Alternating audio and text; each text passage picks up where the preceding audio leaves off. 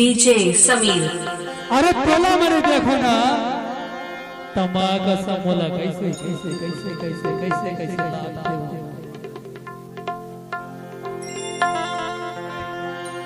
कैसे कैसे लोग रल पहन के आए हैं सब तबत में लगा था अपने जी हे तोर बिना कलंदर चाली हम मजा नहीं आवे हो।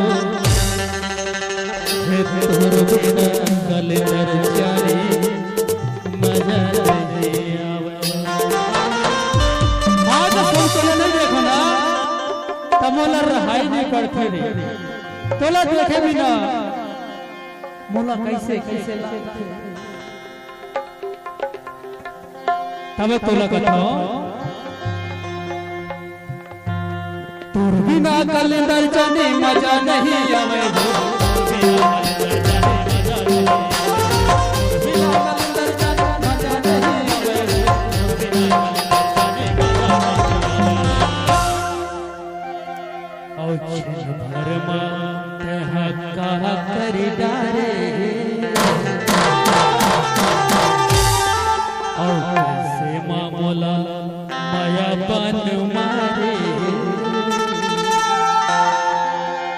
तोर बिना कलंदर जाने मजा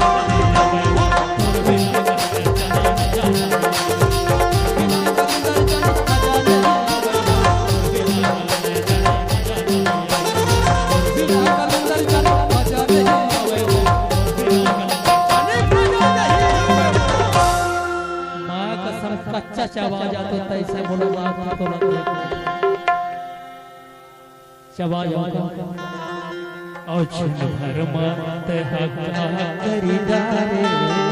डीजे समीर। और कैसे मामला तहा माया बन मारे और तोर बिना कलंदर जाने